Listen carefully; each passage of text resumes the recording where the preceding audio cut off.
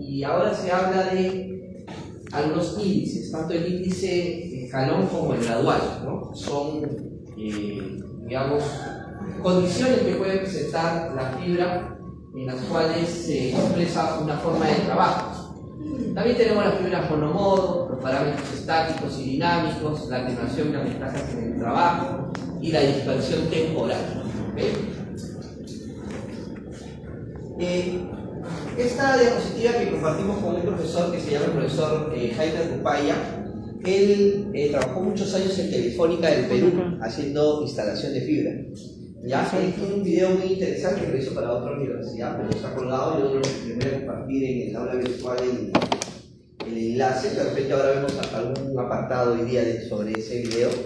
Él hizo una conferencia, es uno de los pocos que realmente ha estado en el campo y ha tenido fibra a nivel del Perú. Por ejemplo, algunos nos preguntaremos, ¿saben por dónde ingresa la fibra al Perú? Por el mar. ¿Por qué mar? ¿Por qué departamento? En esa conferencia está, él explica por dónde ingresa la fibra al Perú, cuáles son los 4 o 5 puntos que digamos, tenemos en el Perú, ¿no? Por Pisco, ¿no? Los lugares también está entrando, ¿no? También hay una especie de punto ahí, pero hay puntos macros por donde ingresa la fibra y se va repartiendo a lo largo de todo el Perú. Aquí viene un proyecto interesante que el Perú desarrolló que se llama la red dorsal. ¿Han escuchado hablar de la red dorsal? ¿Alguna vez? ¿No? Más o menos lo vas a encontrar con estas siglas, ¿no? Red Nacional Dorsal de Fibra Óptica. Más o menos está con estos digamos, estas siglas. Por otro lado, la conocen solamente como red dorsal. Busca información, vamos a tocar también en algún momento sus puntos. Ha avanzado muchísimo este tema. ¿Cuál es el propósito? ¿No? Porque la pregunta sería, ¿para qué sirve? Siempre para qué sirve es importante. Bueno, en el Perú, muchas de las comunicaciones que se manejan no eran públicas. ¿Qué quiere decir? Hechas por el Estado, sino era inversión privada, es decir, operadores. ¿Quiénes son operadores? Telefónica, Claro, Entel, los vietnamitas, ¿no? Empresas chinas, ¿no? Que han desplegado fibra óptica a lo largo del Perú. Sin embargo, el Estado se dio cuenta de que en realidad, como servicio que daba el Estado hacia su gente, no tenía nada.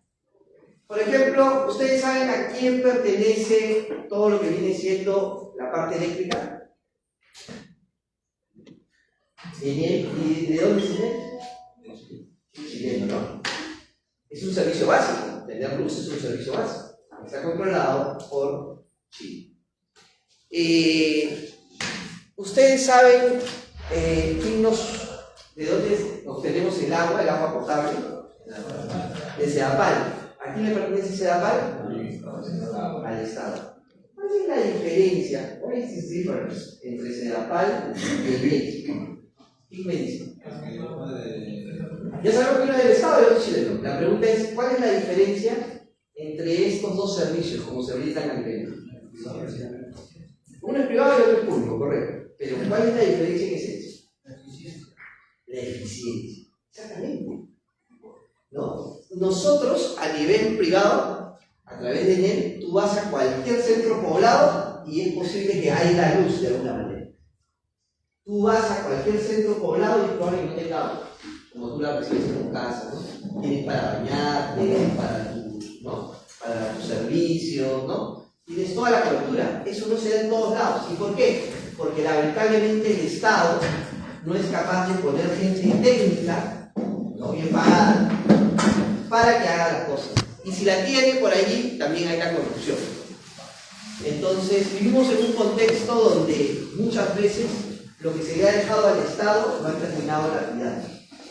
Hoy el Estado invierte muchísimos millones en levantar una empresa que ha quebrado N veces. ¿Cómo se llama esa empresa? Petroperú, ¿no? Y Petroperú le quita al Estado millones para no solo pagar los sueldos, sino para mantener la calle, que ya ha quebrado muchas veces. De hecho, yo tampoco, yo soy un poco más nacionalista, creo que debe haber profesionales en este país peruanos que puedan representar, sacar adelante nuestro país, ¿no? Y no estar dependiendo de otros países para poder hacer nosotros algo que nos corresponde. No digo que debemos impactar a los privados, sino los privados tampoco podríamos surgir, mira que estamos, porque no hay capacidad. Pero sin embargo, tampoco podemos depender siempre, ¿ok? Poco a poco el Estado debe controlar. Eso pasa en las telecomunicaciones. Para el caso de la fibra óptica, lo que le han pedido a los operadores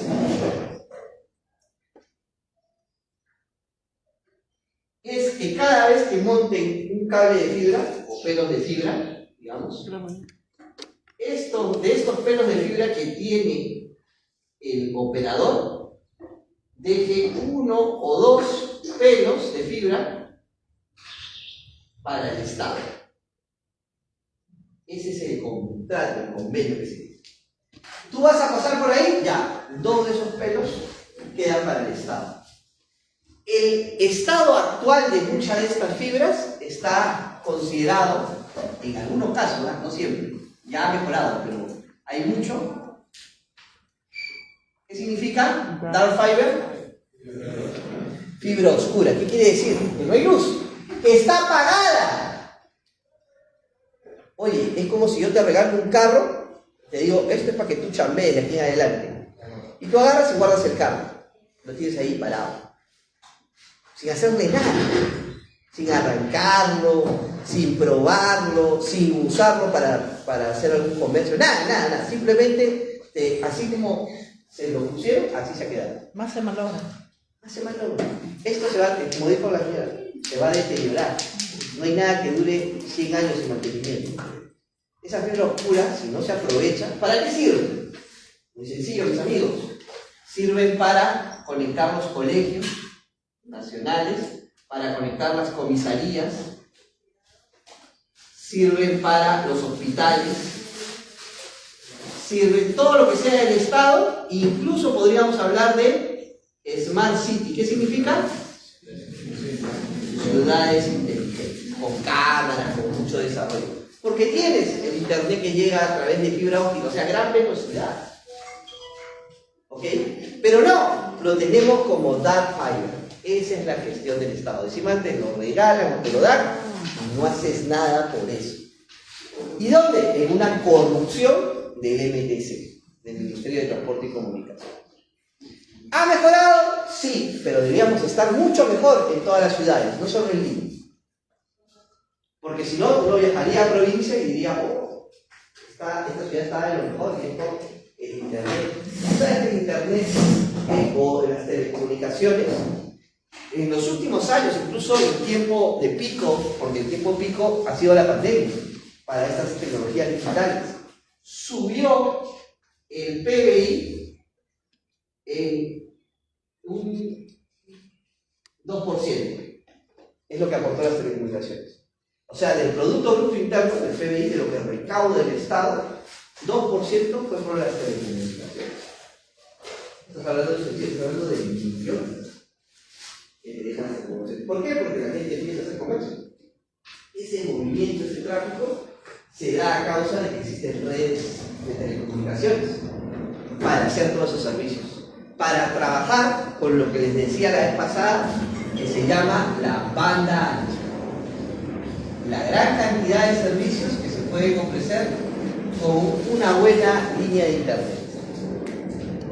Entonces, es importante que cada uno de nosotros reconozca que estos temas finalmente terminan en una mejora de todo un país, que finalmente ayudan a desarrollar servicios, que finalmente es parte de nuestro negocio como electrónicos.